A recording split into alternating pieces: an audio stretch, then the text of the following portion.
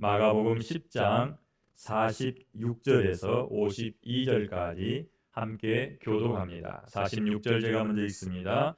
그들이 여리고에 이르렀더니 예수께서 제자들과 허다한 무리와 함께 여리고에서 나가실 때에 디메오의 아들인 맹인 거지 바디메오가 길가에 앉았다가 나사렛 예수시란 말을 듣고 소리질러 이르되 다윗의 자손 예수여 나를 불쌍히 여기소서 하거늘 많은 사람이 꾸짖어 잠잠하라 하되 그가 더욱 크게 소리질러 이르되 다윗의 자손이여 나를 불쌍히 여기소서 하는지라.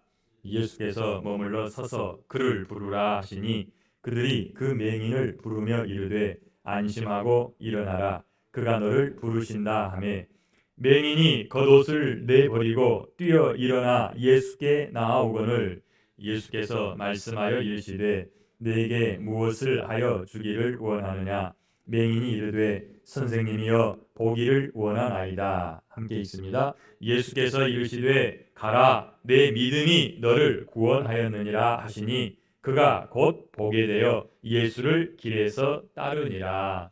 아멘. 기도합니다. 하나님 감사합니다. 말씀 주시니 감사합니다. 이 시간 성령께서 친히 우리 각자의 마음을 만지셔서 각자에게 필요한 말씀이 생각나게 하시고 가르쳐 주시옵소서. 그리하여 자기 삶 가운데 이 말씀 붙잡고 기쁨으로 살아가게 하시고 주의 말씀을 묵상하며 그 말씀대로 살아가는 삶이 가장 행복한 삶이 되게 하여 주시옵시며 또한 세상에서 여러 가지 시험과 환난을 만나도 이 말씀으로 이겨내게 하여 주시옵고 무엇보다 자신을 쳐서 복종시킬 수 있는 말씀이 되게 하여 주시옵소서. 성령께 부탁하옵고 예수님 이름으로 기도합니다. 아멘. 우리 말 가운데는요, 같은 단어이지만 어떻게 듣느냐 또 어떻게 생각하느냐에 따라서 전혀 반대의 의미를 부여하기도 합니다. 우리는 다들 안정적인 것을 선호하지요. 안정적인 것을 좋아합니다. 안정적이다라고 하는 말은 잔잔하다는 뜻입니다. 그 말은 변화가 없다는 뜻이기도 하죠. 안정적이라는 말 뒤에 변화하지 않는, 고여있는, 썩어가는 이런 의미도 들어있을 수 있다는 겁니다. 듣는 사람 입장이나 또 말하는 사람에 따라서 어떤 의미를 가지고서 표현하느냐에 따라서 이 안정적이라고 하는 우리가 좋아하는 말도 그렇다는 겁니다. 그런데 나이 들어가면서 많은 사람들이 안정적인 것을 선호하지요. 혹시 여러분도 그러십니까? 해보지 않는 일을 시도하는 것을 그다지 좋아하지 않습니다. 그런데요, 신앙에 있어서는 안정적인 것이 참 위험합니다. 고인물이 썩어가는 것처럼 변화되지 않는 신앙은 썩어갈 수 있다는 겁니다.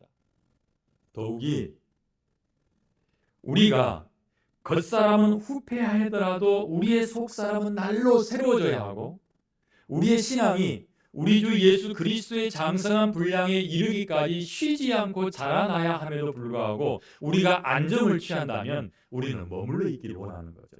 그리고서 계속해서 하나님이나 사람들로부터 뭘 원하느냐면 그래 그 정도면 됐어, 잘하고 있어, 나름대로 잘하네, 이런 표현을 듣고 싶어합니다. 이 나름대로라고 하는 말도요 참 좋은 단어이기도 합니다. 그런데 잘못 사용하면요 이것은 내 맘대로가 되는 거예요. 내가 세워놓은 기준에 맞게예요. 하나님이 요구하시는 부분이 아니라 내가 생각하기에 그 정도가 적당해, 그게 나름대로죠. 좋은 의미로 해석하면 내 힘끝이라는 표현이 들어가지만 그것이 나쁜 의미로 해석되어질 때면 적당히가 된다는 것입니다. 신앙에 있어서는 적당히는 있을 수 없고 그 정도면 됐다 이것도 있을 수 없습니다. 하나님은 우리에게 항상 최선을 요구하십니다. 내 힘을 다하는 것을. 그래서 예수님께서 말씀하시기를 내 여호와 하나님을 사랑하되 뭘 다해서? 마음을 다해서, 힘을 다해서. 그렇게 살아갈 때 우리의 신앙은 그리스도의 장성한 분량으로 자라가게 되는 거죠. 만약에 우리가 제자리에 머물러 있는 것을 좋아한다면 또 적당히 나름대로 하면서 마치 고장난 레코드판이 제자리에서 바늘이 맴돌고 있는 것처럼 그렇게 신앙생활을 하고 있다면 그것은 잠자고 있는 신앙일 수 있고, 그것은 정말 하나님 앞에서 차지도 않고 덥지도 않다고 꾸준 들을 만한 신앙이 될 수 있다는 것입니다. 오늘 우리는 이 말씀을 통해서 함께 읽었던 이 바디메오라고 하는 청년을 통해서 우리의 신앙이 머물러 있기를 원하는가, 그렇지 않으면 계속해서 성장하기를 원하는가, 자라나기를 원하는가 한번 점검할 수 있기를 바랍니다. 예수를 믿고 성도의 삶을 살아가고 있지만 우리 안에 혹시라도 이런 문제가 있다면 우리는 성장하지 못하고 멈춰서 있을 것입니다. 어떤 문제냐면, 하나는 옛 삶을 청산하지 않고 적당히 타협하면서 신앙생활하는 모습입니다. 예수 믿기 전의 삶을 그대로 살아가면서 거기에 예수 믿는 것 하나 플러스 시켜서 예수 믿는 것 때문에 내가 지난날에 해왔던 모든 문제들이 무마되어지고, 이렇게 적당히 살아도 그냥 하나님이 눈 감아주시는 정도로 신앙생활을 하고 있다면 이것은 위험한 신앙이 된다는 것입니다. 옛 삶을 청산하지 않는 신앙은 하나님 앞에 하는 척하는 신앙일 뿐입니다. 또 한 가지 문제가 있습니다.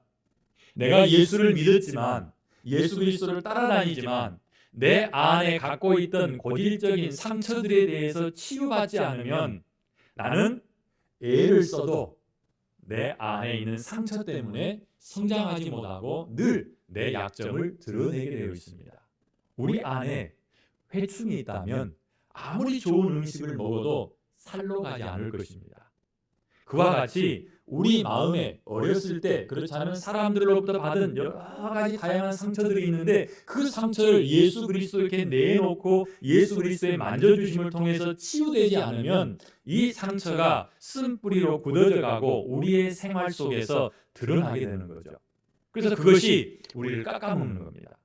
혹시 그런 사람이 주변에 있는지 모르겠어요. 정말 좋은 사람인데 가끔가다 한 번씩 자기의 그 삶을, 평판을 다 깎아먹어버리는 경우가 있다는 거죠.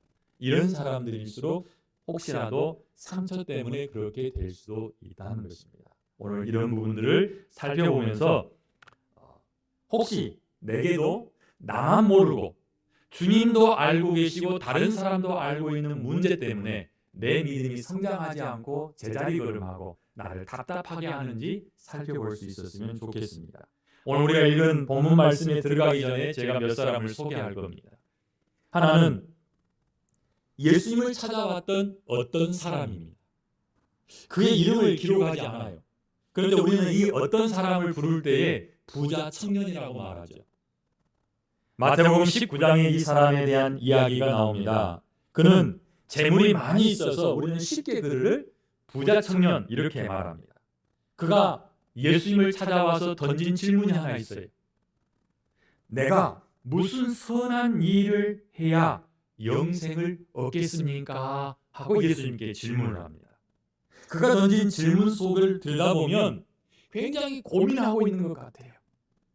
그래서 내가 도대체 무엇을 해야 영생을 얻을 수 있겠습니까? 하고 주님께 묻지요. 예수님께서 그를 바라보면서 너 잘하고 있어. 어쩌면 이런 답을 기대하고 있었는지도 모르겠어요. 자신의 종교 생활을 인정받고 싶어서 그랬는지, 아니면 정말 고민하고 있어서 그랬는지 일단 예수님을 찾아왔어요. 그리고 선생님, 내가 무엇을 해야 영생을 얻겠습니까? 그런데 의외로 이 부자 청년의 질문에 대한 답은 쉬웠어요. 그런데 언제 해주시냐면 부자 청년이 돌아간 다음에 예수님이 제자들에게 하셔요. 말씀을 읽다 보면 그렇게 이야기해요. 사람은 할 수 없으되 하나님은 하실 수 있느니라. 부자 청년이 고민했던 문제의 답은 하나님이었어요. 하나님의 능력이 구원에 이르게 하는 거예요. 그가 하는 행위가 아니었죠. 그런데요, 예수님은 그 젊은이에게 이렇게 답을 하십니다. 내가 생명에 들어가려면 계명들을 지켜라. 그때 이 사람은요, 10계명을 얼마나 부지런히 그리고 열심히 지키고 살고 있는지 자기를 드러내서 말합니다. 자신 있게 말해요. 나는 어렸을 때부터요 다 지켰어요. 그런데 그 말을 다시 보면요, 아까 나름대로 또는 안정적으로, 이 말하는 것처럼 이 부자 청년의 삶을 들여다보면 똑같은 쳇바퀴를 도는 삶과 같았어요. 늘 하는 것을 그냥 하는 거예요. 습관적으로. 그게 종교 생활이었죠. 주님은 그것이 틀렸다라고 말씀하시는 거예요. 그래서 그걸 들춰내기 위해서 계명을 지켜라. 계명을 진짜 지키는 사람은 형식만이 아니라 그 삶을 살겠죠. 그래서 주님이 그에게 말해요. 한 가지 부족한 것이 있으니 네 가진 것을 팔아서 나눠주고 너는 나를 따르라. 제자의 삶을 살아라. 제자가 되도록 내가 너를 초청하겠다라고 말씀하시는 거예요. 그런데 이 사람은 어떻습니까? 그는 주님 앞에서 멈칫거렸어요. 그런데 성경은 그렇게 기록해요. 그가 재물이 많이 있어서 고민하며 돌아갔더라. 그는 갇혀 있었어요. 자기 삶 가운데 갇혀 있어서 자기 문제를 볼 수 없었던 거예요. 그래서 주님이 찾아오셔서 그에게 말씀하시기를 너의 문제는 이거야 라고 말씀하시고 너의 재물을 팔아 나눠주고 나를 따라오는 삶으로 바꿔라 라고 말씀하실 때 그는 따라 나설 수가 없었던 겁니다. 재물이 그를 붙잡고 있었기 때문이죠. 예수님의 제자로 초청받아서 변화의 기회를 얻기는 했지만 그는 머뭇거리다가 근심하고 돌아가고 만 겁니다. 부자 청년을 보고 놀란 제자들이 예수님과 대화를 이어가지요. 선생님, 그러면 누가 과연 천국에 갈 수 있을까요? 예수님 말씀처럼 낙타가 바늘기로 들어가는 것이 부자가 천국에 가는 것보다 더 쉽다면 과연 누가 들어갈 수 있을까요? 그때 주님이 말씀하세요. 사람은 알 수 없지만 하나님은 하실 수 있다. 베드로가 또 말하죠. 그럼 우리는 이것들을 다 버렸는데 우리는 어떻습니까?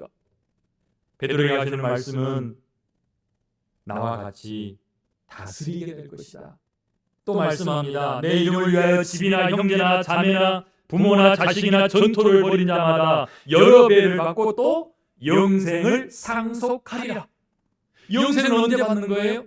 아버지 하나님의 능력으로 받는 거예요. 그리고 또한 주님의 초청에 응답하여 나서는 사람, 변화하는 사람, 자기에게 찾아온 기회를 놓치지 않고 붙잡는 그 사람, 자기가 쥐고 있는 것을 내려놓는 사람이 영생을 상속받는다는 것입니다. 그런데 주님 말씀하세요. 먼저 된 자로서 나중되고 나중된 자로서 먼저 될 자가 많으냐. 이 부자 청년은 자기가 가진 재물 때문에 근심하며 돌아갑니다. 그런데 이 청년과 달리 즉각적으로 자기의 삶을 정리한 사람이 또 있어요. 똑같은 부자예요. 그 부자는 삭개오입니다. 누가복음 19장에 나와요.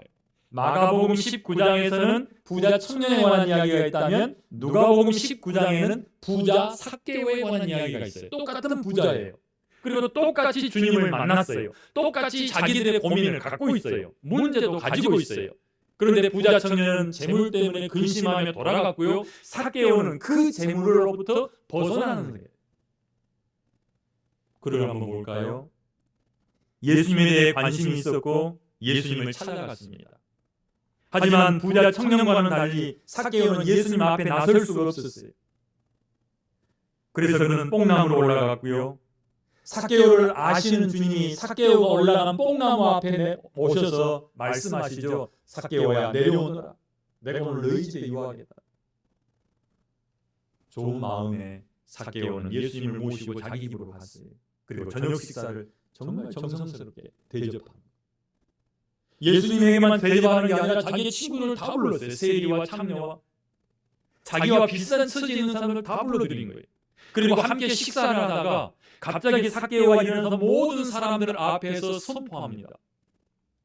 삭개오가 서서 주께 여짜오되 주여 보시옵소서. 내 소유의 절반을 가난한 자들에게 주겠사오며 만일 누구의 것을 속여서 빼앗은 일이 있으면 내 갑절이나 갚겠나이다. 예수님이 부자 청년에게 말씀할 때 한 가지 부족한 게 있는데 내 재물을 팔아서 나눠주고 나를 쫓으라라고 말씀하실 때 그 사람은 할 수 없었어요. 그런데 똑같은 부자이지만 삭개오는 밥 먹다 말고 일어나서 주님 앞에서 선포하는 거죠. 제 재산의 절반을 팔아서 가난한 사람들에게 나눠주겠습니다. 또 혹시라도 내가 속여서 그들의 것을 빼앗았다면 4배로 갚겠습니다라고 말하는. 그럴 때 주님이 말씀하세요. 구원이 이 집에 이르렀다. 영생이 너에게 이르렀다. 자, 구원을 받고 영생에 이르는 믿음은 어떤 믿음입니까? 부자 청년의 믿음이 아니라 부자 삭개오의 믿음입니다. 부자가 되지 말라는 얘기가 아닙니다. 재물을 버리라는 얘기가 아닙니다. 그 재물에 대한 태도를 말하는 겁니다. 그리고 삶을 말하는 거예요. 보여주는 삶이 아니라 살아내는 삶이 구원에 이르는 진정한 믿음이다라고 말씀하시는 거죠. 그래서 제자들에게 말씀하세요. 베드로가 말하기를 우리가 다 버렸으니 우리는 어떡합니까? 그래, 4배나 받고 영생을 상속받을, 여러 배를 받고 영생을 상속받을 거야 라고 말씀하시죠. 재물을 주지 않는다는 얘기가 아니에요. 더 많은 재물을 맡기겠다라고 말씀하시는 거예요. 오해가 없으시기를 바랍니다. 여러분의 돈을 버려야 구원에 이르는 게 아니라 돈에 대한 태도가 분명해야 하고 그게 삶 가운데 녹아서 살아내야만 그게 진짜 구원받은 사람의 모습이고 그렇게 성장해 가야 된다. 우리에게 오는 그런 기회들을 붙잡아야 된다는 이야기입니다. 주님이 말씀하세요. 인자가 온 것은 잃어버리는 자를 찾아 구원하기 위함이다. 삭개오처럼 잃어버린 자를 찾아서 구원하기 위해서 오셨다. 그래서 삭개오가 그 구원에 참여하게 되었다라고 말씀하는 겁니다. 혹시라도 부자 청년처럼 옛 삶의 방식에 매여 있어서 삭개오처럼 벗어나지 못하고 여전히 거기에 머물러 있다면 우리는 우리의 삶이 고인물이라고 하는 사실을 알아야 합니다. 안정적일 수 있어요. 나름대로 잘할 수 있어요. 그러나 그 삶 속에는 변화가 없고 그 삶은 아까 말씀드린 것처럼 뛰쳐나온 게 없기 때문에 그냥 하나 갖다가 덮어놓은 그런 삶일 뿐이라는 얘기입니다. 그건 구원받지 못한 삶. 오늘 이 말씀이 주님께서 우리에게 주시는 말씀으로 다가오기를 바랍니다. 우리는요, 요즘 그런 우스갯소리를 하죠. 이사할 때에 남자들은 꼭 안고 있어야 될 게 있어요. 애완견이나 고양이를 안고 있으면 데려가고 그렇지 않으면 안 데려갈 수 있다는 거. 그런 소리 들어보신 적 있습니까? 그렇게 아내 말을 잘 듣고 순종할 태도를 갖춘 사람은 아내로부터 구원을 받아서 새 집으로 가지만 여전히 가부장적인 태도를 취하고 큰소리치고 손도 안 대고 뒷짐만 지고 이삿짐을 감동만 한다면 아내로부터 버림받을 수 있다. 옛 삶으로부터 벗어나지 않으면 우리에게 구원이 이룰 수 없다라는 이 말씀을 새겨서 들어야 할 것입니다. 그리고 또 제가 만난 사람들 가운데서 그런 분들이 계셨어요. 내가 지금은 이러지만 좀 더 나이 든 다음에 내가 그렇게 하겠습니다 라고 말하시는 분들이 있었어요. 근데 아시죠? 나이 들수록 느는 것은 고집밖에 없습니다. 바꾸기는 더 어려워집니다. 젊어서 훈련해 놓지 않으면 어렵다는 얘기입니다. 우리 가운데는 나이 드신 분이 안 계세요. 그러니까 지금부터도 얼마든지 신앙의 훈련을 새롭게 할 수 있고 우리를 찾아오신 예수 그리스도를 만나서 삭개오의 삶을 살 수 있다라는 말씀이죠. 그 은혜가 우리 것이 되기를 바랍니다. 우리를 변하지 못하게 하고 우리로 하여금 하나님 앞에서 늘 갈급한 마음은 있으나 풍성하고 충만하고 기쁨을 누릴 수 있는 상태로 돌아가지 못하게 하는 것 가운데 한 가지는 내면의 상처라고 그랬죠. 우리 인생은 살아가면서 이런 사람 저런 사람 그리고 또 가장 가까이 있는 가족들하고도 부딪히면서 크고 작은 상처들이 마음에 생겨납니다. 이 마음에 생겨나는 상처를 우리가 처리하지 못하면 그 상처는 우리의 보는 시각을 왜곡시켜요. 그래서 사람들을 바라볼 때 부정적으로 보기 시작하고요. 전에 무언가 빼앗겼던 경험이 있는 사람은 사람이 접근해 오면 혹시 내 것을 뭘 빼앗아가려고 다가오나 이렇게 부정적인 시각으로 보기 시작하는 거죠. 그 출발이 상처로부터 출발되어지고 그 상처가 만져지지 않고 치유되지 않으면 그게 쓴 뿌리처럼 우리 안에 자리 잡게 된다는 겁니다. 그래서 우리의 말과 우리의 행동을 통제하기 시작하고 그것이 굳어지면 우리의 습관이 되고 우리 자신은 속죠. 원래 내가 그래. 내 성품이야. 못 고쳐. 이렇게 갈 수 있다는 겁니다. 그러나 찾아보면 내가 어렸을 때 받았던 상처로부터 시작되는 경우가 있습니다. 그 상처가 나를 지배하기 시작하면 우리는 변화되기 어렵고 우리에게 다가오는 기회를 붙잡을 수가 없어요.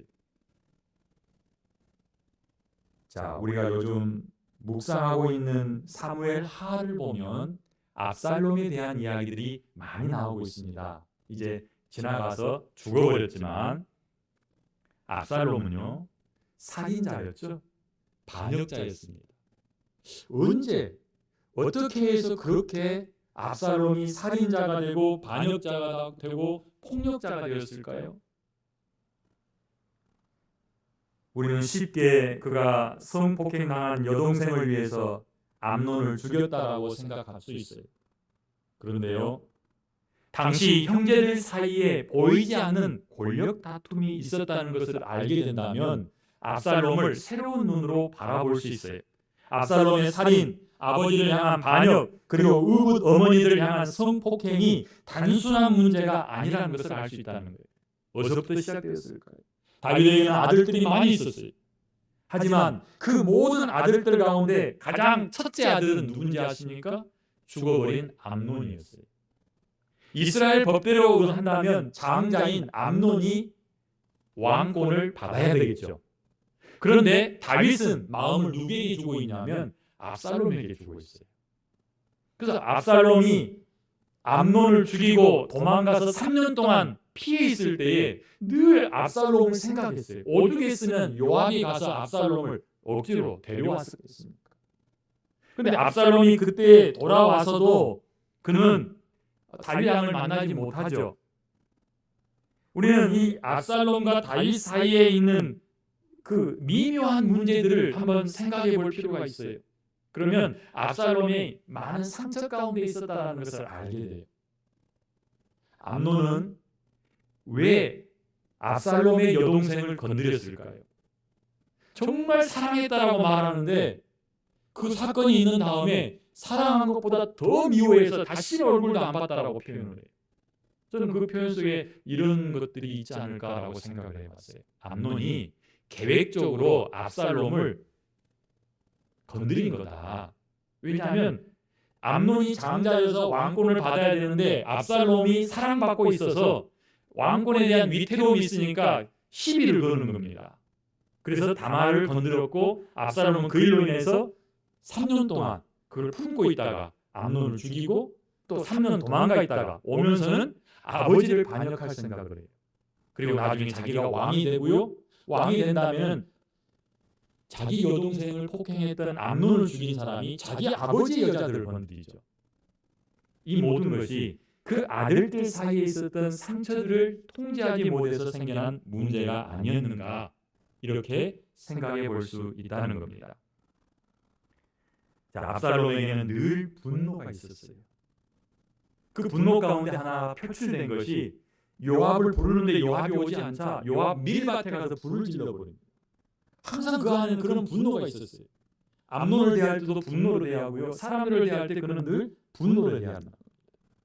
또 아버지 흉내를 내면서 백성들이 온통한 일을 가지고 재판받기 위해서 오면은 자기가 그것을 가로채서 자기가 해결해주고 그들의 마음을 빼앗았죠.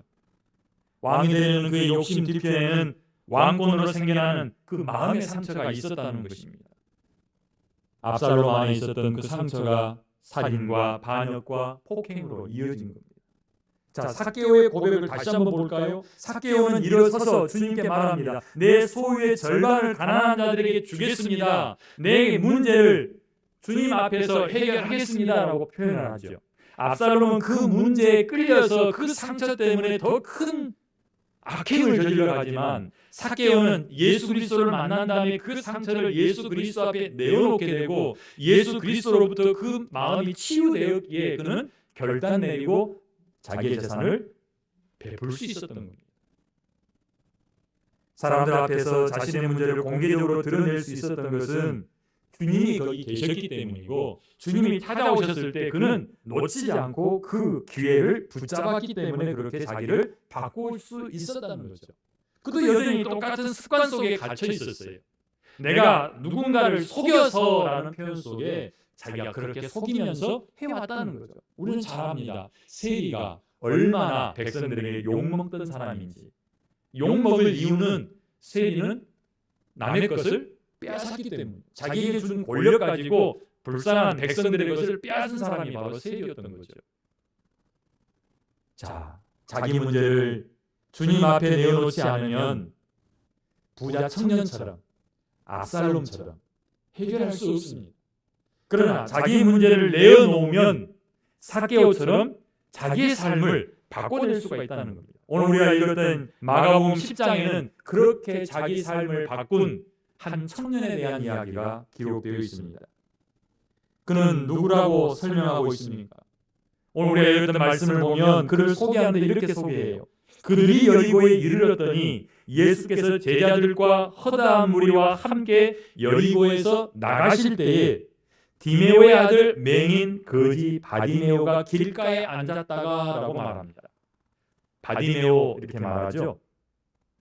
그런데 바디메오는 그의 이름이 아닙니다. 설명하는 글을 다시 보세요.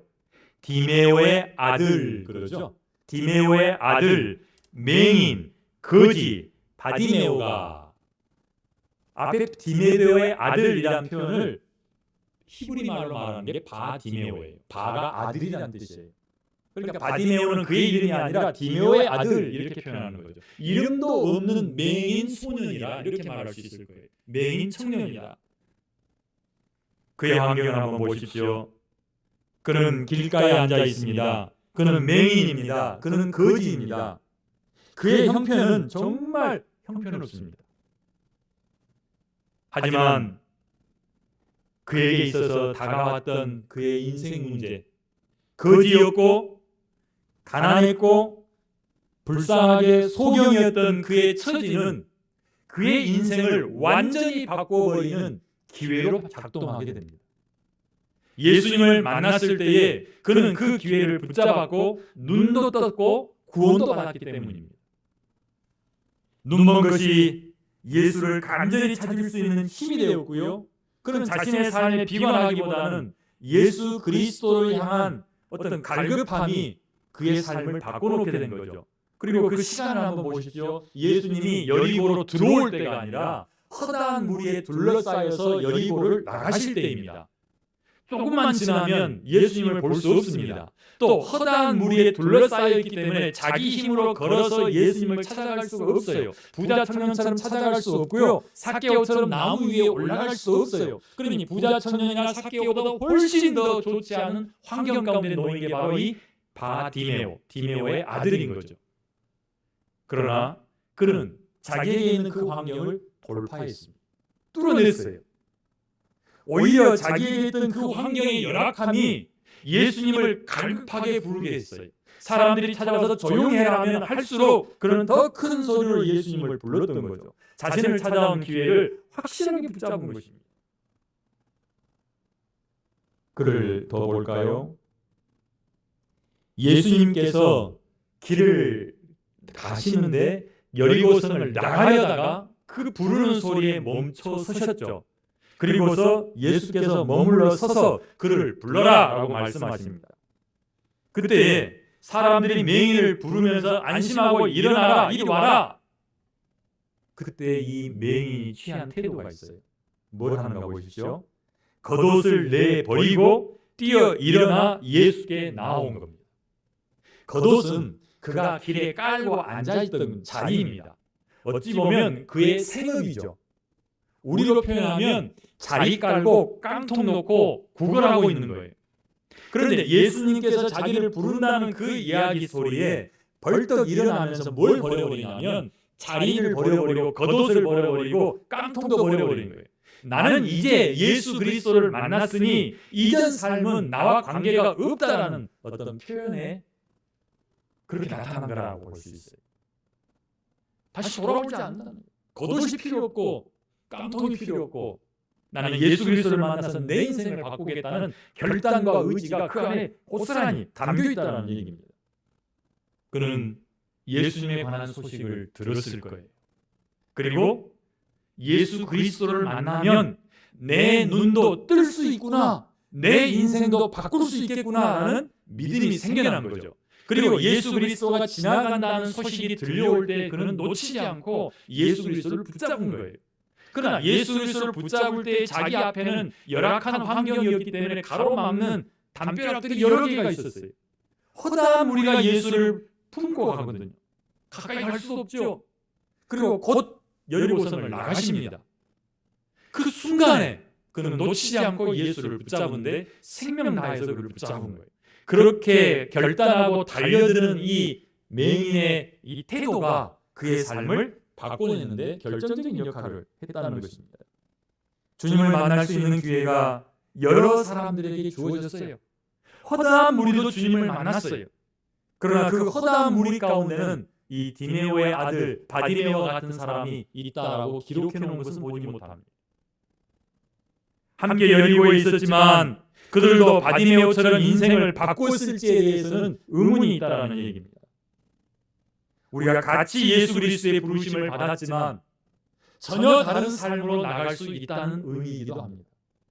예수 그리스도께서 우리를 찾아오시고 우리에게 기회를 주셨지만 부자 청년처럼 자기 생활을 바꾸지 못하고 다시 근심하며 옛 생활로 돌아가는 사람이 있는가 하면 삭개오처럼 과감하게 자기를 바꿔낼 수 있는 사람, 바디메오처럼 자기 생업을 다 버리고 예수를 붙잡음으로 자기 인생을 바꿔내는 사람이 있을 수 있다는 얘기죠.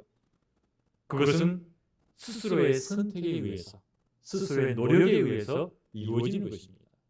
구원은 하나님의 능력으로 이루어지고 구원은 예수 그리스도의 말씀에 순종함으로 이루어지지만 그 순종과 그 능력을 자기 것으로 취하는 것은 우리의 선택이요 우리의 결심에 의해서 이루어지는 거죠. 그러므로 우리에게 기회가 왔을 때에 그 기회를 놓쳐서는 안 될 것입니다. 내 마음의 감동 가운데 나타날 때에 주님께서 나를 찾아오셔서 내 마음의 감동으로 다가오실 때에 그 감동을 놓치지 말자는 겁니다. 삭개오나 바디메오나 부자 청년은 걸어가시는 주님을 보았지만 우리는 우리 안에 찾아오셔서 우리 가운데 거하시며 말씀으로 말씀하시고 예배 가운데 말씀하시고 기도 가운데 말씀하시는 주님과 함께 있습니다. 그 주님이 우리와 소통할 수 있는 방법은 주님 닮아서 가지고 있는 생각이에요. 생각. 이 생각 속에 우리의 심령 가운데 말씀하실 때에 그 말씀을 붙잡고 그 말씀대로 순복하면 우리의 삶을 바꿔낼 수 있다는 얘기입니다. 죽은 지 나흘이 된 나사로도 주님은 그를 살려내셨습니다. 그런데 그 나사로를 살릴 때에도 생각이 다르던 마르다의 모습이 나타나죠. 주님, 그 날이 오면 우리 오라버니 살아날 줄로 믿습니다. 주님이 하실 수만 있다면 지금도 뭘 하실 수 있는 줄 압니다. 그런데 그때가 지금이 아니라 나중 모든 사람이 다 부활하여 하나님 앞에 설 때일 겁니다. 마치 부자 청년과 같은 그런 대답을 하는 마르다의 모습입니다. 생각보다 그렇게 신앙생활하는 사람이 많습니다. 자, 이제 나는 어떻습니까? 나는 어떻습니까? 내 안에 혹시 이 두 가지 문제가 있지는 않을까요? 나를 가장 잘 아는 것처럼 보이지만 나를 가장 잘 모르는 사람이 내 자신입니다. 최근에 들어서야 조금 적응이 되는데 저는 마이크 소리 그리고 제가 녹음하는 그 소리에 적응을 잘 못했어요. 이게 내 목소리 맞아? 사람들은 좋다고 그러는데 이게 내 목소리 맞아? 나는 내 목소리가 정말 어색했다고요. 내가 나 자신을 잘 모르는 거예요. 혹시 우리가 그러지 않을까요? 부자 청년이 가지고 있었던 것처럼 옛 습관으로부터 벗어나지 못해서 여전히 그 습관을 가지고 있는데 사람들에게 보여질까 봐 늘 감추고 살고 있고 내가 그것으로 인하여 마음이 무겁고 답답해서 내 껍질을 벗지 못하고 여전히 알 속에 들어있는 내 삶은 아닙니까? 혹시 내가 어려서 받았던 상처 때문에 부정적인 생각이 있어서 아버지에 대한 상처가 하나님 아버지에 대한 거부감으로 나타나서 하나님 말씀을 가까이 하지 아니하고 사람들에게 받은 상처가 내 관점을 변화시켜서 굳어버리게 만들어서 내 마음은 잘해주고 싶은데 내 마음은 웃고 싶은데 얼굴은 굳어있는 이런 모습으로 신앙생활을 하고 있지는 않습니다. 나는 잘 모릅니다. 그래서 엎드려서 하나님 이 말씀을 지금 듣게 하신 것은 무엇 때문입니까? 내게 말씀하시는 것은 아니십니까? 주님, 나는 이 말씀을 들으면 나를 어떻게 봐야 할까요? 내가 주님의 입장에 대해서 나를 볼 수 있는 그런 관점이 있었으면 좋겠습니다. 내가 내 안에 갇혀 있어서 나는 다 좋게만 보고 있는데 주님의 입장에 대해서 주님이 나를 어떻게 보시는지, 주님은 나에게 뭐라고 말씀하시는지, 부자 청년에게 말씀하신 것처럼 삭개오에게 말씀하신 것처럼 바디메오에게 말씀하신 것처럼 내게도 말씀하시는 것을 내가 들을 수 있게 해주십시오. 이런 고민이 우리 안에 있기를 바랍니다. 그런 고민이 우리로 하여금 고인 물이 아닌 흐르는 물이 되게 할 것입니다. 흐르는 물 속에 있는 물고기는 쉬지 않고 지느러미를 움직여야만 살 수 있습니다. 그것이 큰 고통처럼 느껴질 수 있지만 그것이 그가 사는 길입니다. 우리가 사는 길은 끊임없이 성장해야 하는 것입니다. 우리를 찾아오신 주님, 우리에게 허락하신 말씀, 내게 감동으로 다가올 때, 내게 말씀하시는 것처럼 느껴질 때 그 말씀 붙잡고 삭개오의 인생, 바디메오의 인생이 우리 가운데 나타나도록 할 수 있기를 바랍니다. 기도하겠습니다. 하나님 감사합니다. 오늘 바디메오를 통해서 그가 예수 그리스도를 어떻게 붙잡았는지 함께 살펴보았습니다. 바디메오가 보여준 그 결단, 바디메오가 보여준 그 행동, 우리 안에 필요합니다. 허락하여 주시옵고 우리도 머물러 있지 않게 하여 주시옵소서. 우리도 언젠가는 고민했었던 적이 있습니다. 하나님, 다시 한번 우리 안을 들여다보게 하시고 뛰쳐나오지 못한 옛 습관이 남아있는지, 예수 그리스도를 믿고 신앙생활하는 것으로 덮어놓고 있는지 보게 하여 주시고, 또한 내가 받았던 상처가 쓴뿌리가 되어서 우리로 하여금 부정적인 시각을 갖게 하고 있고 우리로 하여금 변하지 못하도록 발목을 붙잡고 있는지 살피게 하여 주시옵소서. 삭개오의 결단, 바디메오의 결단을 우리에게 주셔서 뛰쳐나가게 하시고 바꾸게 하시고 주님과 함께 새로운 삶으로 진짜 나아가게 하여 주시옵소서. 예수님 이름으로 기도합니다. 아멘.